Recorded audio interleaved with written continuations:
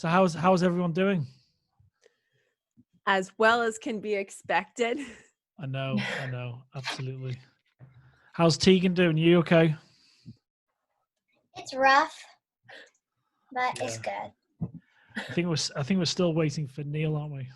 Yes. Yeah. How are you doing, Jenn? Are you okay? Yeah, we're good. I'm a high school teacher, so I'm trying to teach remotely, and Lauren's in the same boat. So we're trying to. What's that been like? It's definitely been a shift in gears for sure. Yeah, definitely. The school I teach at is in a area where we have a lot of new immigrants and families where kids just don't have the access to internet or devices. So I still have multiple students who are waiting for computers or iPads or Chromebooks or anything from the school board. So we're still waiting. Yeah, I work for a university as a photographer and videographer, as well as do my own freelance stuff. And we've shifted completely, obviously not doing any of that, to doing support for students now. And I'm kind of like, if I was working at your school, I'd be like helping you doing all the tech stuff. So that's what I've been doing as well. So we're in a kind of, the three of us are in a similar boat that way. So Neil, how are you doing? I'm very well, thanks. Hi. So how are you in South Africa? Whereabouts are you in South Africa at the moment? I'm in Cape Town. Oh, fantastic. Right now. Yeah. I've never been, but I've always wanted to go, definitely. It's a beautiful city, that's for sure. So is that somewhere you've moved to, or you're so what are the circumstances you've been in South Africa? Okay. Well, my fiance's here. So I stay here as long as I can on a visitor visa, various times of the year. And but I've written a series that takes place in Cape Town that is now in development. It's been funded by the Canadian Media Fund and the South African National Film and Video Foundation. Yeah, so that's happening too. So hopefully we'll shoot next year. Yeah, there's going to be so much production next year, isn't there, across the globe?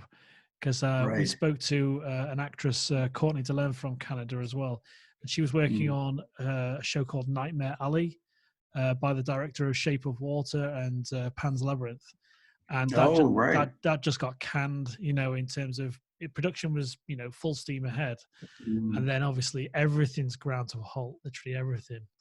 Apart from food delivery, you can still get that. So how did this? I don't know who wants to go first. Possibly Tegan. How did this idea first kind of come to fruition? Well, I think I had a dream about it, and then I told my mom, and then she said, "Good idea. Maybe one day it will come true." Because I've always wanted to make a movie or a short film. I've always wanted to either make a short film, TV show, movie. I've always just wanted to be a director or something. But I know you have to act first to get it. So I've been acting and I enjoy it. And then it finally once came to this place where I get to do a short film in a film festival. And then I just got really excited. And my mom's like, "Remember this time you told me about that girl who sees her future self in the closet?" Or like, "Here's it." And then I'm like, "No, don't even remember that." And then she explained it, and then I'm like, "Oh yeah, the one where I had a dream." And then she's like, "Yes." And then it finally comes true. And I was just so happy that I actually got to do it, especially with some awesome friends of mine.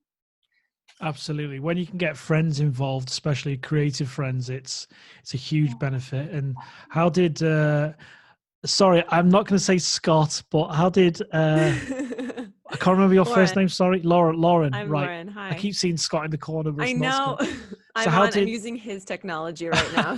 So how did Lauren and Neil get involved? How did you all kind of get together? Did you all know each other before?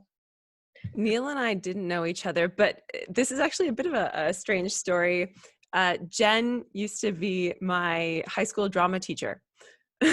And when when this short film festival came up in Toronto, on my end, I'd been going back and forth as to whether this was something I wanted to take part in. I was feeling really creatively starved, but also the fact that both my partner and I have full-time jobs made it really difficult to realistically create something. And also my partner doesn't have a film background or anything like that. But I felt like I really should try to do something. And I wanted to reach out to somebody who might also be equally as motivated. And I had seen that Jenn and Tegan had both been really active on social media about trying to stay creative and stay warm acting wise during this time. So I reached out to Jenn and I said, do you want to make something together? I have a few ideas, but I honestly just want to do something. And would you be interested in trying to do something with me from our separate homes? And instantly she said yes. And that was really exciting. And I knew I wanted to work with Tegan again because we had done a tiny scene together as for her demo reel a few months prior. And it had been so short that I wanted to spend more time working with her. And Jenn, luckily, I think she knew Neil. Maybe you can fill in how things progressed from there. Well, Neil can probably tell you. Neil's been working with Tegan now for almost 6 months, I think. Yeah, pretty close. Yeah, pretty close to 6 months. So I've been coaching Tegan. Every week we go online and we do acting class, and fool around a little bit. She has fun with stuff. I'm not going to tattle on you, honest. So she. Jen is the one who contacted me and said, we aren't directors or filmmakers or anything like that. Do you want to help us make this idea of Tegan's into a movie? And I read the idea and I thought, wow, that's a pretty good idea. I said, okay, I'll write the script. And then I did. The hard part was figuring out how to connect the two people when they're across in time. So the doll thing really worked well. So that was great. And then I wrote out shot lists. Sorry to cut you off, Neil. Yeah. But that connection with the doll, I think it's such a really strong anchor for people when they're watching, and I think it worked very well. So so how long did it take you to kind of develop it from Tegan's original idea? How long did it take me? A day or two? Yeah. I don't know, not very long. But the doll idea really opened everything up. So, and it's the visual. I had to have a visual connection, not some kind of exposition about knowing each other or their names. Even they don't even say. No one says any name or anything like that. I wanted it to be seen. So. It really came out well, I thought. So then after that, I wrote a shot list for both Jenn and my goodness, why am I forgetting your name? Lauren, because it says Scott. Lauren, right. I just wrote it down on a piece of paper. Right, Lauren. Okay, good. So I wrote shot lists because I've directed a lot of TV in Kenya, actually. And very short films in Canada. So I wrote out shot lists, and it was everybody pitched in each side, whoever was in the house, the cameraman and the director, and then I took all the footage and I cut it together. It seems that because I had quite a fun little post we posted yesterday on the festival's Instagram about the 3-continent meeting we were going to have. And right. How was that? Was that no problem at all? Because you kind of set, Jenn was saying you'd set quite a nice buffer of time where you could all be ready and afford to be online at the same time. So was it difficult, or was that kind of relatively straightforward and easy? Well, we had a different date for another festival that was the 6th, and that was like, whoa. So we really cranked on it, right? And also there was a bit of a revision in the script because Jenn thought of a really good idea of how the older girl had lost her artistic style in life or whatever. She'd lost her way and not an artist and a playful person anymore. So I changed this script to fit that. And anyway, it was a lot of work. I know those guys worked at night, like in past midnight, and shooting this stuff. They put in a lot. I know that. I saw all the footage, and it was quite fun for me because I'm watching these guys make stuff. They're not professionals, but they're doing their damnedest to do it. And I had a good laugh at some of the stuff, like take 16. And I'm like, yeah, that's not quite right, but it's okay. It's cool. Yeah. Cool. The doll incident was pretty interesting because Lauren and Scott were champs because we were dealing with a 10-year-old and a bedtime child. And we have a 6-year-old in the house too, so we had to put him to bed. And the monkey's actually Tegan's stuffed toy, so we had to film it with Tegan, and this was before the other film festival got extended, so we were really like pushing to get it done for the 6th.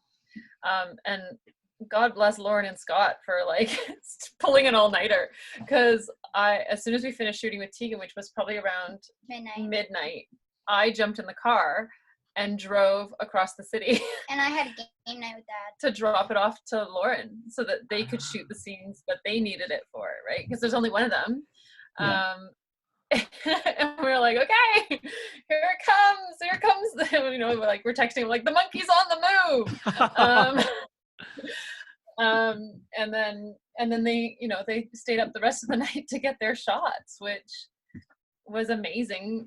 And then I guess one of the really great things is that because of the time difference, we almost could work 24 hours around the clock, because Neil could work while we slept. Oh yeah, absolutely. Because it was daytime for him and nighttime for us. So the time difference was almost a blessing for us. Yeah. Right? Jen, did you shoot some day for night as well? I saw a post on Tegan on your account. We started shooting day for night, but it ended up being such a bright sunny day, and the way that Tegan's bedroom faces, her window faces west.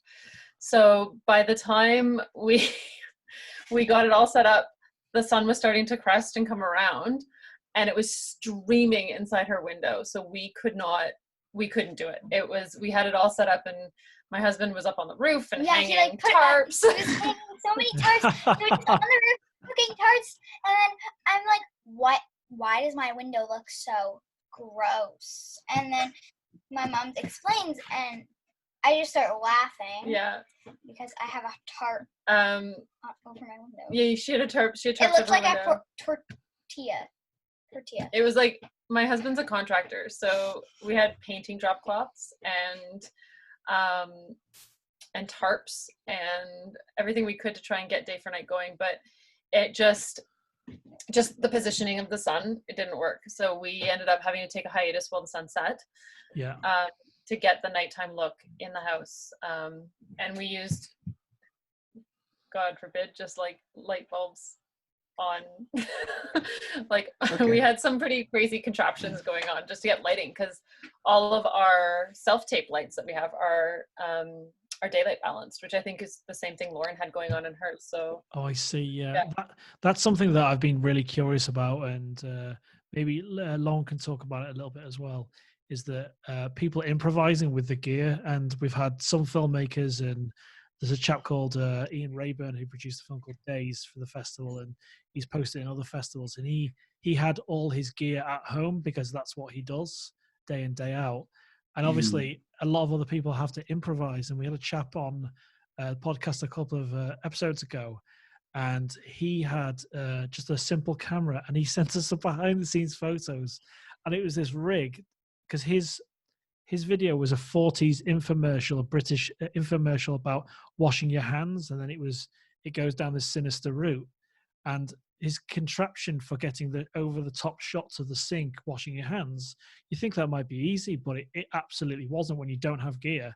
So he had an old tripod, he had duct tape, all sorts. So it's really great to hear how people improvise. And I think some of the best filmmakers, some of my favorite filmmakers, when they worked on a budget back in the day, when they've been forced to stretch the budget and create really interesting techniques and movement. Like one of my personal favorites is John Carpenter, who produces a lot of horror films, and he improvised because he had virtually no budget back in the day. So it's really nice to hear how people go about shooting their films. Like my little light in the background here, it's a little simple panel, but it's on a tripod. And when we do this virtual pub quiz, we actually tape my phone to the light. So I've got an adjustable thing in the living room. So it's just improvising all the time. So Lauren, did you have to do much setup at all, or was it just available light in the space you were shooting in? There was not so much setup as resourcefulness and compromise.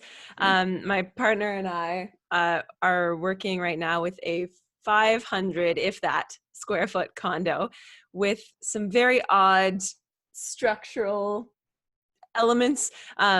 And so my partner works as a YouTuber and public speaker. So his options for camera were pretty good. He had a nice camera to work with and some great lights, but again, they were daylight lights. So our options were either pitch darkness or bright lights. We couldn't really get anything in between. And we did, the poor guy was falling asleep as we filmed, because we started at about 1 in the morning. We started working with the monkey. And honestly, just so everyone knows, it's not a real monkey. It's yes, the monkey was very professional. Yeah, trying to get union status right now. Yeah. We didn't have a union rep in for the monkey, but hopefully everything's cleared. Yeah, it was difficult, but really exciting as well. And just like as a performer, getting to feel that those creative impulses reawaken, because everything felt a little bit rusty at first, and to be able to engage with filming at this level has never been something I've done. I've even done 48-hour film challenges that Toronto hosts, but never in a situation where I've had to coordinate everything on a technical level myself. And so this was fun and exciting and very cool. Very, very cool. I already want to do it again because I think the learning curve was so steep, and I would love to be able to do it all over again and work on something else and see if I can now do better, having learned from, how the edits came out, how the coloring came out. Okay, let's work around that. Let's see how we can have that turn out differently this time. Absolutely. We've had a few writers that have submitted films, and it's the first time they've shot anything, like they've had their partners or even their kids to film. Yeah. And when they see the results and they've created like a slightly different bond within their family, they're like, right, we're going to do this again. We're going to do this again. So one of the writers, he's actually he's developing it as a full idea, as a web series. So his first episode was a submission to our festival, and we've had him on recently as well. And he had a different energy, and he said the learning curve was really like, he didn't know anything about cameras or anything. He just writes for TV. And as soon as he started, he was learning so much, and he was appreciating so much more about what crews do, even on a small scale as he was doing. And he was very excited about turning it into a web series. So he sent me a second episode or second film. And I loved, because I love kind of mystery and horror and that kind of thing. So when I saw it, I was like, this is a really strong idea. So I think even on a small scale, this can spark other ideas off. It can give you a real appreciation for filmmaking techniques and camera angles and development and editing.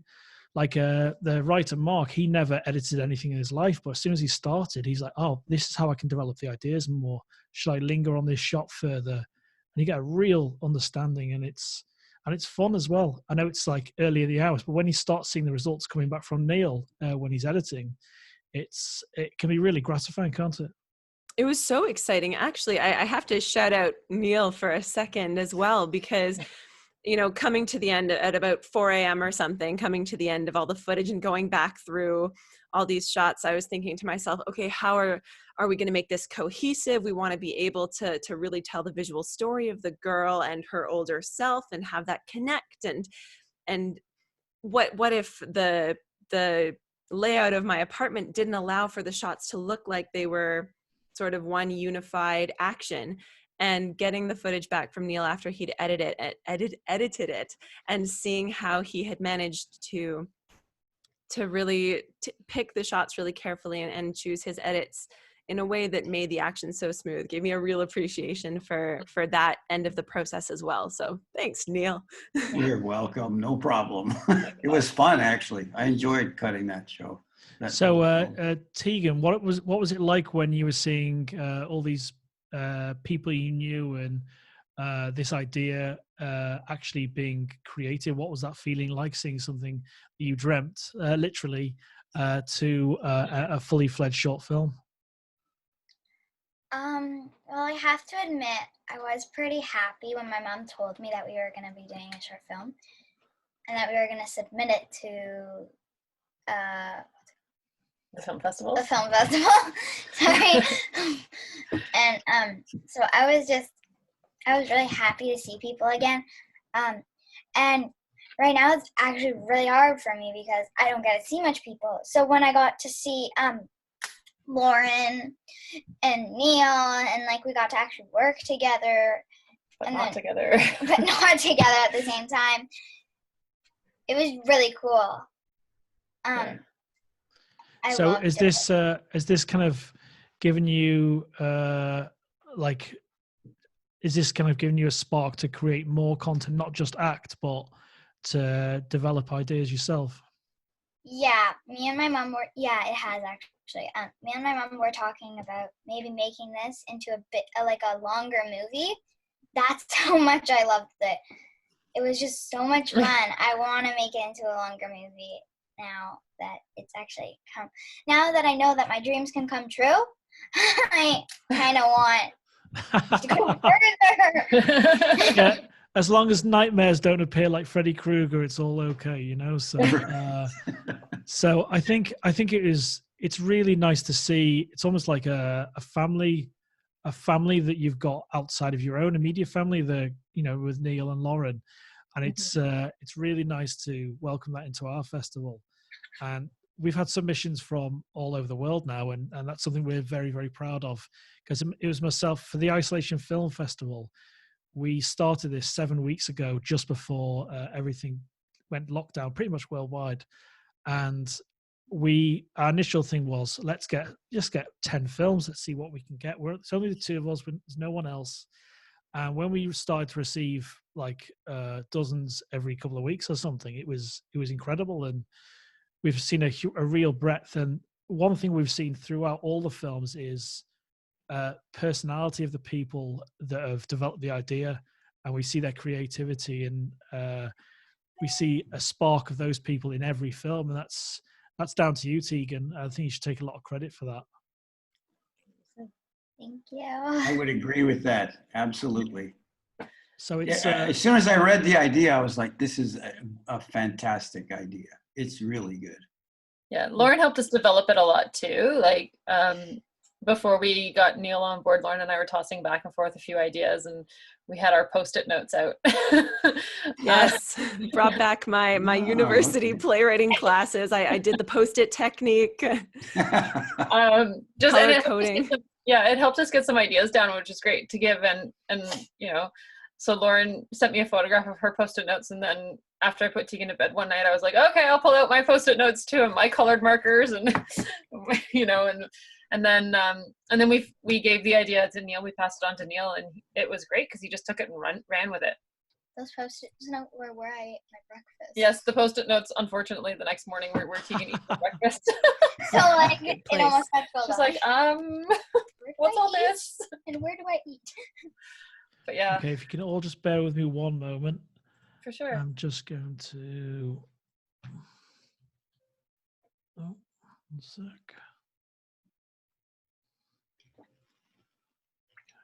Press OK on that. Okay, sorry about that. That was just one of those Zoom things, when they compress the file out after you've recorded and all that. So that was Chris and I were just filming before that. Something we wanted to show Tegan, we've produced. So what we've done is we've collaborated with two talented students and artists. And when I saw their work originally, I thought, right, let's get some people on board and see what we can do, because we've obviously got no external funding or anything like that. We are trying to partner with a UK-based cinema chain to show all of the films in one way or another, even if it's just in one city like Manchester or London. We're going to try our very best to do that. But what we've done in the meantime is to partner with a couple of designers, and they've designed a poster for every single film, or they're going to. They've got a backlog they're going through at the moment, but one does the kind of hard graphics with the lettering and everything, and the other does hand drawings. Like, I don't know if you know Quentin Blake off Roald Dahl books, but she draws like that, and they look incredible. So what I'm going to show you is, so they're going to take, I don't know what she will pick. She probably might pick the doll actually, and they're taking elements from every single film and putting it into a single poster of all the films, and then all of that's going to get sent out to all the filmmakers. So you're going to have a one-off for the festival and a one-off of your film as well. So there's a designer doing that. Wow. Let me show you fantastic. that. Very cool. That's super cool. And we've got an Italian artist doing the podcast artwork soon, so we're changing that. So it's just it's networking on Instagram and tagging people in, using the right hashtags and all that. So let me find that. Let me find that for you now. I'll show you one Canadian of the examples. Festival found the same thing. It started up super small, and they ended up having over 800 film submissions. I know. I spoke to them yesterday, and we were just talking about what we were doing, what they were doing, and it was it's exceptional. And the amount of talent in Canada is beyond me. I know that there's so much produced in Toronto and Vancouver and all over Canada anyway, but the talent in Canada's it's blown my mind, because we've had several submissions from there. So I'll show you this now. So this is a film from I think it's from Paris, and this is a story of a wolf that the father's telling the son. So they've taken an element of it, and this is the poster, so it'll fit to page. So just think of your film, and then it's going to incorporate elements of your film into this, and then these are going to get sent out worldwide as well. So if I share screen one.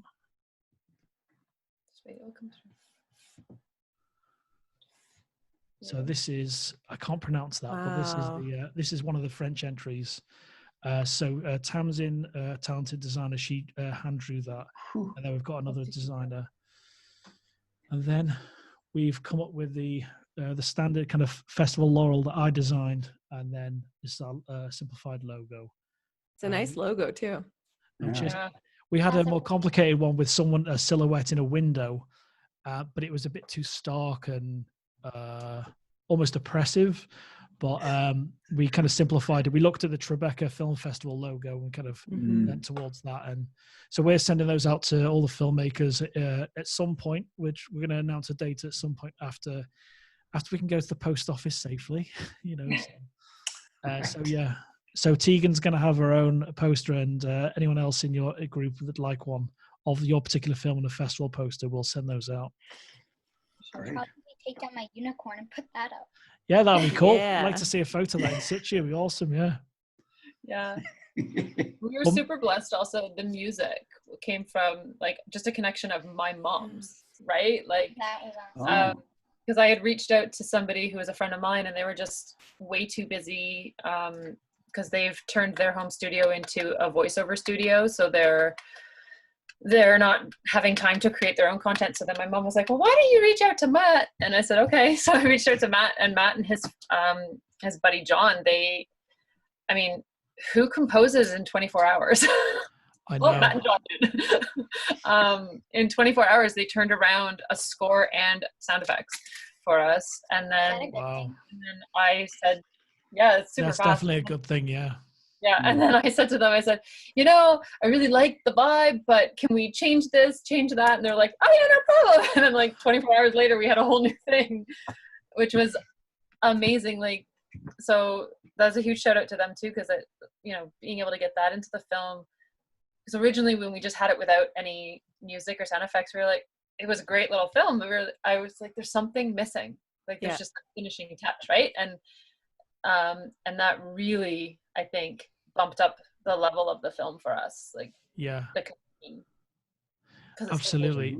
I think as we can all attest to, that sound makes such an important part of a film, and it's probably the last, I would say, when you're, you know, developing as a filmmaker, or it could be one of your strengths, but it's a lot of people's weaknesses as well. So if you've got someone's that's talented that can do that, especially in that time period, more power to them. And that's the kind of community spirit we wanted when we started this festival. Was I love how you've all worked together over Skype, and with Neil doing the editing and the writing, and Lauren acting, and the way you kind of took the monkey across, and Tegan's doing her great performance as well.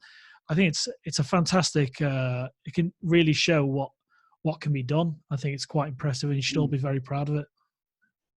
Thank you. Thank you. We've only got 6 minutes, I think, because of the time limit on the recording for this Zoom. But I'm going to show you one last film. I know we've only got a few minutes. So I don't know if you've seen this or how many films you've seen from the short film festival, but I'm going to show you one that looks like a painting, and it's called, from a filmmaker called Rita Cruz. So I wanted to kind of include this. We've included showing a film to all the people that we've had on the podcast so far. So this is a new one for you guys. So just take that back. Okay. Just going to share the screen with the audio. And where are we? Screen 1, share audio. Okay, can you all see a white screen? Yep. Yes. Yes. You do not have to walk on your knees for 100 miles through the desert repenting. You only have to let the soft animal of your body love what it loves. Tell me about despair, yours, and I will tell you mine. Meanwhile, the world goes on. Meanwhile, the sun and the clear pebbles of the rain are moving across the landscapes, over the prairies and the deep trees, the mountains and the rivers. Meanwhile, the wild geese, high in the clean blue air, are heading home again. Whoever you are, no matter how lonely, the world offers itself to your imagination, calls to you like the wild geese, harsh and exciting, over and over announcing your place in the family of things.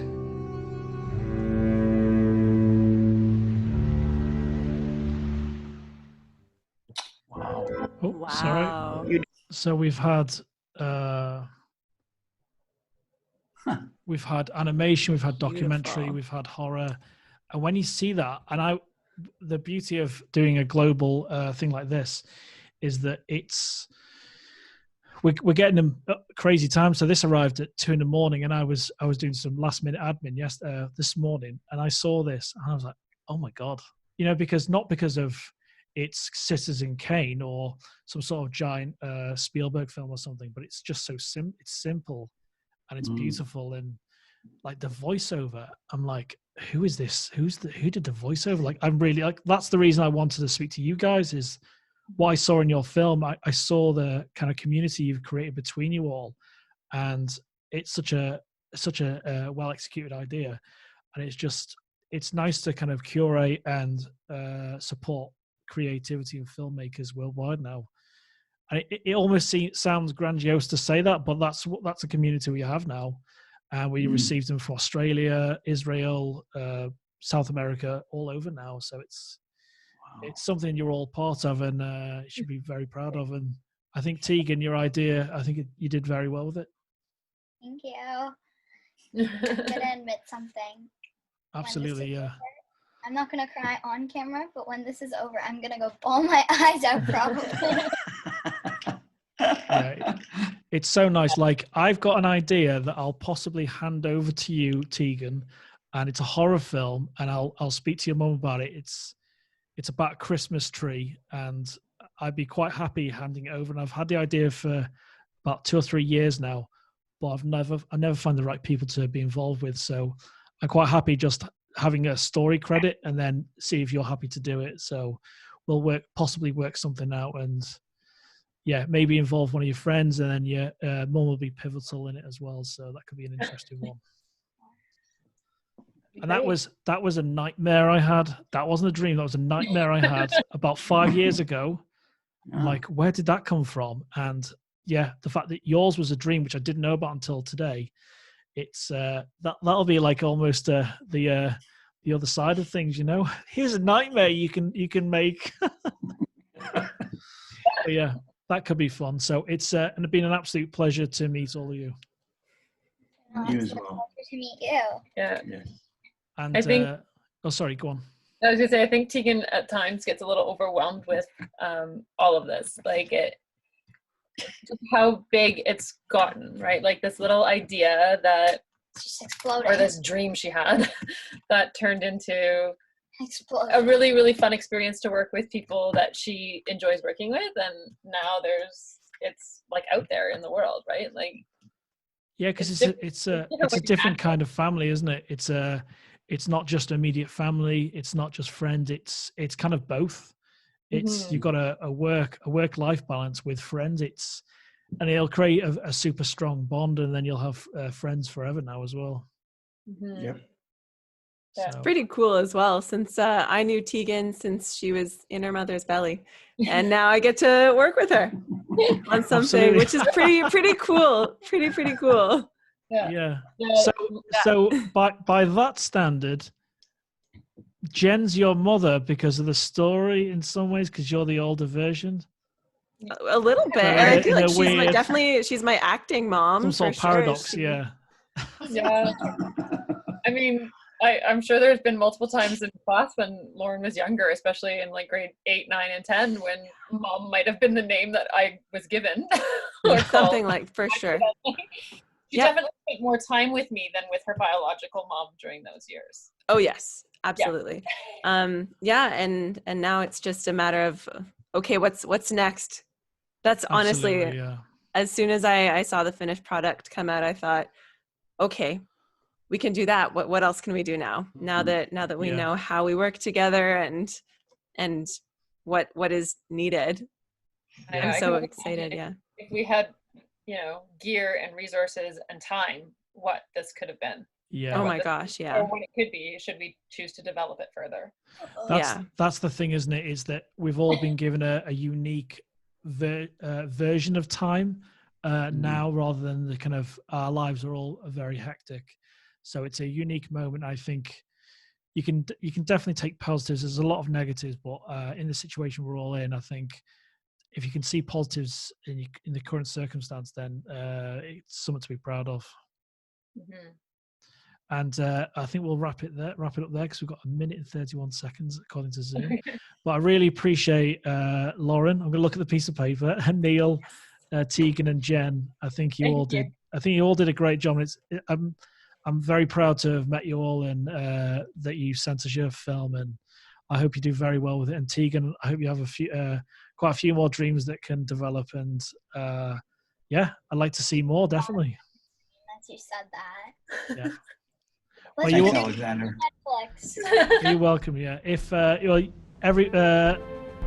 in Canada, have a good day. Neil, have a good evening. I'm going to have a good afternoon, evening / something else. So, Okay. This has been Thanks, Alexander. Have a great day. See you all later. Take care. Thank you. Bye, everybody. Bye-bye.